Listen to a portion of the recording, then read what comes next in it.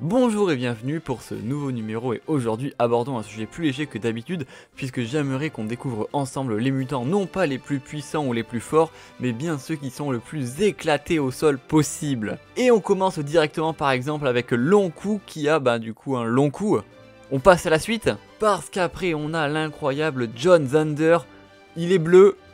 On passe à la suite. Bon, vous avez compris un petit peu le concept de la vidéo, on va vraiment voir les mutants les plus éclatés au sol, mais avant rapidement, j'aimerais quand même vous dire que les gradations chez Eurocomics Grade sont passées à 35 € à la place de 80, c'est le moment de commander et de faire grader vos comics les plus rares pour les protéger et leur faire prendre de la valeur. C'est maintenant ou jamais, n'hésitez pas à aller sur notre site internet, évidemment à remplir le formulaire ou à nous contacter directement sur Instagram. Et sur ce, commençons directement la vidéo. Parce qu'on peut largement faire pire, vous allez le voir notamment avec Ugly John, qui a 3 visages sur une seule tête. C'est extrêmement nul à chier, en plus il ne s'appelle même pas John, il s'appelle Steve, donc vraiment il n'a rien pour lui. On a aussi Highboy qui lui a plein d'œils sur la tête et le visage et les mains et les bras, c'est horrible, c'est horrible. Mais en vrai lui c'est pas si éclaté puisque grâce à tous ses yeux il peut lire les micro-expressions comportementales invisibles sur les visages de ses adversaires, etc. Et donc il peut quasiment lire dans les pensées, en fait c'est un peu un mentaliste niveau ++. Bon, je retire ce que j'ai dit, c'est quand même éclaté au sol. Dans le même style, on a aussi la mutante Coral qui, elle, a plusieurs bouches. Décidément, on n'arrête pas le progrès. Bon, son super pouvoir, c'est donc qu'elle peut parler à plusieurs personnes en même temps. Voilà, c'est assez incroyable, finalement. Mais elle peut aussi imiter n'importe qui. Donc, en gros, dans les X-Men, maintenant, on a Fabien Olicard et Canteloup. C'est vraiment exceptionnel. Et après, vous vous demandez pourquoi je préfère DC Comics. Dans la catégorie dégueulasse, on a aussi The Beak, alias le bec, qui a, du coup, un bec. C'est super. Bon, globalement, il peut rien faire, mais il est très sympa, donc c'est cool.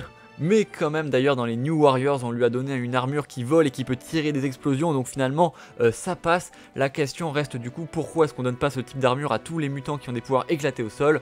Et ben ça, on ne sait pas. Peut-être des coupes budgétaires dans l'Institut Xavier, ça, on peut pas savoir. Bon, et clairement, très clairement, là, on arrive sur un de mes préférés. C'est un peu mon petit chouchou, voilà, parce que vous savez que je suis un immense fan de Ice Cream Man, ce comics d'horreur à la fois profond et satirique créé par Maxwell Prince et Martin Morazzo, voilà, qui a vraiment retourné le comics game à sa sortie. Et bien, sachez que Marvel en a aussi sa version avec Ice Cream, écrit Eye pour les yeux et Scream pour le cri.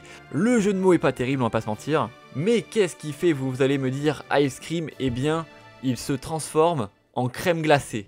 Voilà, et attention, il se transforme en tous les parfums de crème glacée. Voilà, sur le wiki, il y a même marqué qu'il peut se transformer en banana split, c'est même plus de la glace, ça n'a rien à voir. Mais voilà, pour vous dire quand même, j'ai quand même investigué pour faire cette vidéo, attention. Bon, et le pire, c'est qu'il n'est pas si nul que ça, puisqu'il va réussir à s'infiltrer du coup dans l'Institut Xavier, qui est extrêmement protégé, vous le savez, par à la fois des barrières physiques, mais aussi psychiques de Charles Xavier. Il s'est transformé en glace pour rentrer dans l'Institut ni vu ni connu. Voilà, exploit assez exceptionnel, on va pas se mentir. Bon, moi ma question c'est qu'est-ce qui se passe si on le graille? Mais en fait non, je préfère pas savoir, je pense qu'on va passer à la suite plutôt.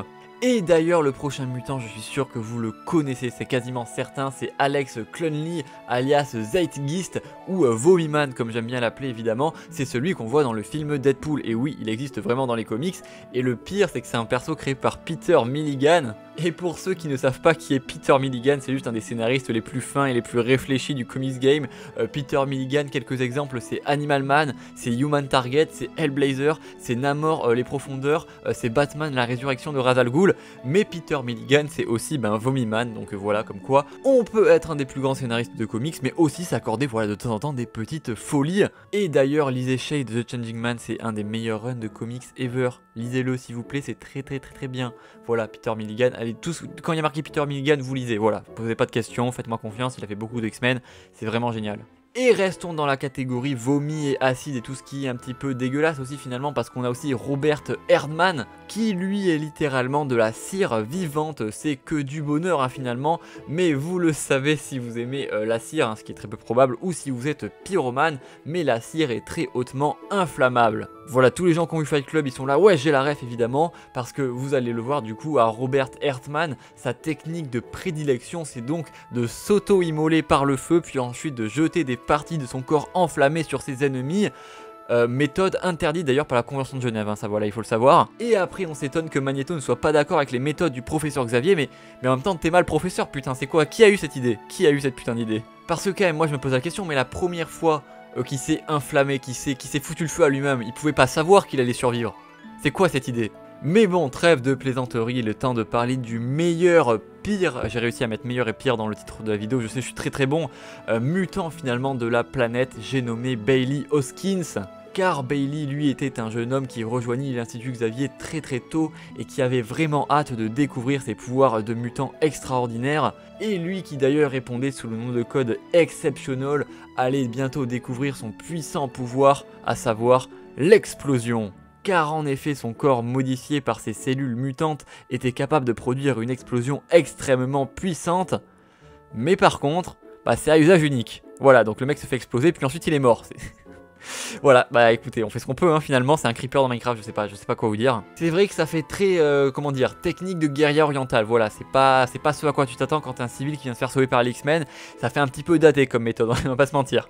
Et pour ceux qui se posent la question, vous pouvez retrouver tous les mutants du coup dans les sources de la vidéo, je vous mets toujours les sources du coup des comics dans la vidéo, donc vous n'hésitez pas à aller voir la description, mais vous avez aussi le run qui est très sympa de Michael Walsh, X-Men, Worst X-Men Ever, donc X-Men les pires mutants ever, ça fait très titre de AmXM, on va pas se mentir, mais le run pour le coup était vraiment très sympa. C'était en 6 numéros et vous aviez vraiment une histoire qui était complète avec des personnages vraiment pour le coup très bien écrits, donc notamment celui qui fait des explosions et qui se tue. Et donc voilà, vraiment, enfin il y a une vraie petite conclusion à la fin et j'avais beaucoup aimé ce run, il était très sympa, donc je vous invite évidemment à aller le voir. Ça rappelle aussi évidemment notamment des épisodes de The Diabolicals de The Boys, c'est très inspiré de The Boys, hein, on va pas se mentir. Du coup d'avoir des pouvoirs vraiment éclatés au sol, c'est très drôle. Moi j'aime beaucoup ce concept là. Et si jamais cette vidéo vous a plu, n'hésitez pas à me le dire en commentaire, on pourra peut-être faire une partie 2 avec les pires X-Men ou les pires Avengers ever, parce que chez les Avengers on dirait pas, mais il y a quand même des gros losers hein, d'ailleurs, enfin c'est très fort. Donc voilà, il y a quand même beaucoup de personnages chez Marvel qui sont très cons, et donc ça j'aime beaucoup, c'est incroyable. Donc voilà, n'hésitez pas à me dire quel est le pire X-Men selon vous, quel est le pire mutant, n'hésitez pas à me le dire en commentaire, hein. Peut-être qu'il n'y en a pas qui sont dans cette vidéo, j'en ai quand même skip plein d'autres, hein, notamment Skin, enfin ceux qu'on voit souvent dans les tops etc, je les ai pas mis parce qu'on les connaît tous évidemment. Et donc merci d'avoir regardé cette vidéo, n'hésitez pas à aller en description, n'hésitez pas à passer sur Eurocomics Raid ou sur mon Instagram évidemment personnel. Et sur ce je vous dis à très vite pour de prochaines vidéos, n'hésitez pas de liker, partager et vous abonner évidemment, et je vous dis à très vite pour de prochaines vidéos, et surtout n'oubliez pas de regarder de côté, on va traverser l'autoroute. Je veux pas aller à l'école. Ah bon? Quelle père la vertu vous faites?